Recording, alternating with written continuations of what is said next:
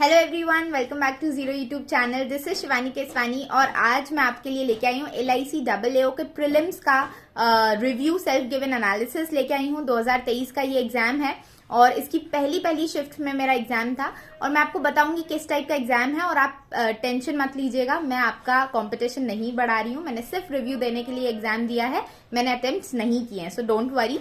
So let's get started without any further delay. देखते हैं कौन कौन से टाइप के क्वेश्चंस आए थे जिससे कि आपको आगे आने वाली शिफ्ट्स में फायदा मिले। तो सबसे पहली चीज तो नेगेटिव मार्किंग नहीं है इस एग्जाम में, तो आप बिंदास बिल्कुल तुक्के मार सकते हैं, क्योंकि हम लोग बाहर दूसरे एग्जाम्स में क्या करते हैं कि हम कोशिश करते हैं कि कम से कम अटेम्प्ट्स करें और ज्यादा एक्यूरेसी बनाएं, लेकिन यहाँ पे आपको एक्यूरेसी मेंटेन करने की जरूरत नहीं है, आप ज्यादा से ज्यादा अटेम्प्ट कर सकते हैं, कोई भी नेगेटिव मार्किंग नहीं है।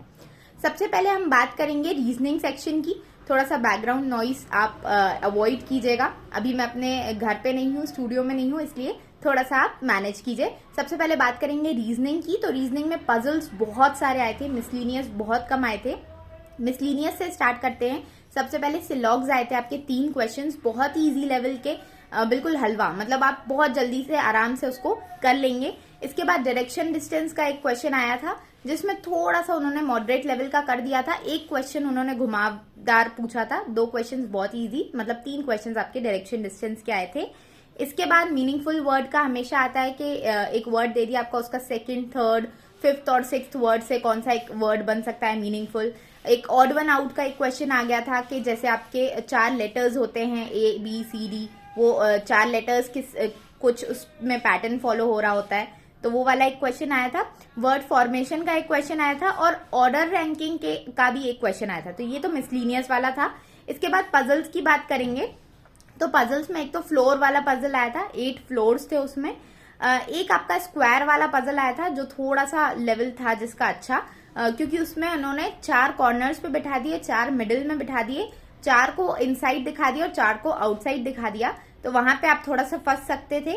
और मैंने जितने स्टूडेंट से वहां पे बात की, ज्यादातर मुझे यही रिव्यू मिला है कि वो पजल्स में फंस जा रहे थे। तो आपको अच्छे से पजल्स सिलेक्ट करने हैं, इजी वाले पजल्स को पहले कर लेना है आपको, जिससे कि टफ वाले पजल्स बाद के लिए रह जाए, आपको थोड़ा सा अपने अंदर कॉन्फिडेंस फील हो, इसलिए आप देख के सॉल्व कीजिएगा पजल्स को। इसके बाद आपका अनसर्टेन का एक पजल आया था और आपका डिपार्टमेंट्स वाला, वो जो 3 डिपार्टमेंट्स दे देते हैं उसमें 10 लोगों को बिठाना होता है, 2 लोग मिनिमम, 5 लोग मैक्सिमम, ये तरीके का एक क्वेश्चन आ गया था। इसके अलावा ऑर्डर रैंकिंग का भी एक 5 क्वेश्चंस का क्वेश्चन दे दिया था उन्होंने, जिसमें उन्होंने सिंपल हाइट वेट के हिसाब से A is taller than B but shorter than F, इस टाइप का एक क्वेश्चन था, वो भी इजी लेवल का था। तो आपको यही करना है। मेरी सलाह जो है रीजनिंग में, वो आप इजी क्वेश्चंस पहले छाट के कीजिए, जिससे आपका कॉन्फिडेंस बिल्डअप हो। पहले किसी खतरनाक पजल में मत फंस जाइएगा, क्योंकि उससे आपका कॉन्फिडेंस खराब होगा और आगे के 2 सेक्शंस भी खराब होंगे। इसलिए ये मेरा टेक है इस पे। और ये पूरा रीजनिंग का लेवल था। लेवल मैं बोलूंगी इजी टू मॉडरेट था, इतना टफ नहीं था। LIC का पेपर बहुत ही इजी लेवल का होता है मैं कहूंगी, तो आप आराम से निश्चिंत होके जाइए, बिल्कुल टफ नहीं आने वाला है पेपर। लेकिन एक चीज का ध्यान रखिएगा कि आप पजल्स में फंसे ना। इसके बाद मैथ्स की बात कर लेते हैं। तो मैथ्स में 2 DI आई थी, दोनों ही इजी लेवल की, आप DI आराम से कर सकते हैं। अगर आप DI से स्टार्ट करना चाहें तो कर सकते हैं। एक DI आई थी, उन्होंने एक पाई चार्ट दे दिया था, उसी पे बेस्ड एक टेबल दे दिया था। पाई चार्ट में उन्होंने टोटल पॉपुलेशन दे दी थी, टेबल में उन्होंने मेल फीमेल का रेशियो दे दिया था, नहीं मेल फीमेल का नहीं, लिटरेट इलिटरेट का रेशियो दे दिया था। और बहुत ही इजी कैलकुलेशन, मतलब उन्होंने 10,000 उनको टोटल पॉपुलेशन दे दी, 23, 25, 19 ये परसेंटेजेस दे दी, जो आपकी आराम से निकाल सकते हैं 2300, 2500 करके।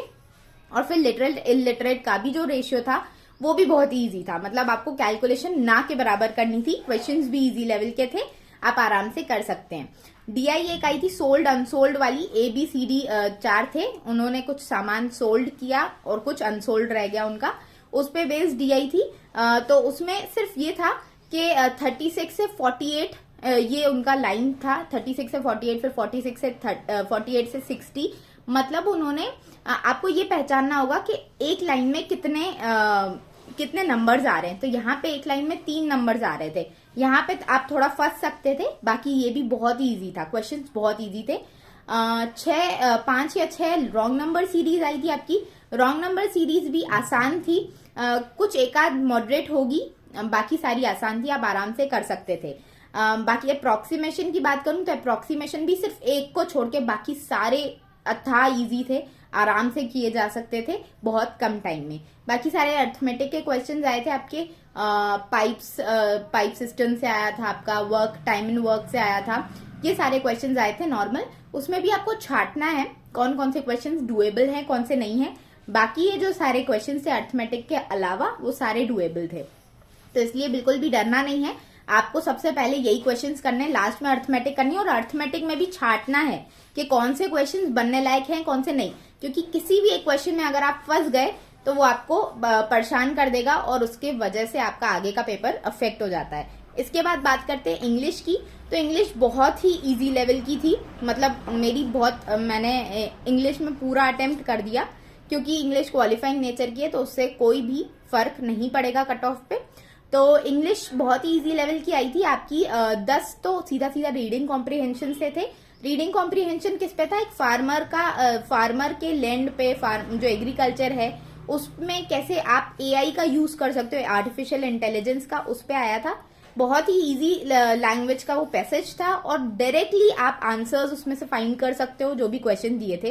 तो इस पे मेरा टेक ये है कि पहले आप क्वेश्चंस पढ़ लो और फिर पैसेज की रीडिंग लगाओ, जिससे कि आपको बीच बीच में आपको अपने क्वेश्चंस मिलते जाएंगे, उसको टिक करते जाओ हाथों हाथ। इसके बाद आपके सिंगल फिलर्स आए थे, बहुत इजी लेवल के, आप आराम से कर सकते हो, मतलब उसमें ऑप्शंस भी इतने इजी थे कि आप आराम से सही आंसर को टिक कर सकते हो।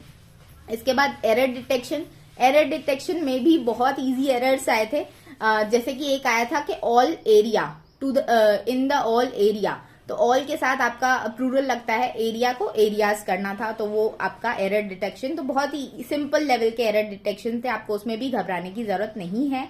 इसके बाद मिसस्पेल्ड के 4-5 क्वेश्चंस आए थे, वो भी बहुत ही इजी थी। कुछ स्पेलिंग्स, कुछ में शायद नो एरर था और बाकी कुछ में गड़बड़ थी, ठीक है। बहुत ही इजी लेवल के स्पेलिंग्स आए थे आपके। पैराजंबल था तो 6 सेंटेंसेस का पैराजंबल था और बहुत ही इजी लेवल का मुझे वो भी लगा। पहले मैं सोच रही थी कि इसको देखूं या नहीं देखूं, लेकिन देखने के बाद वो काफी इजी लगा।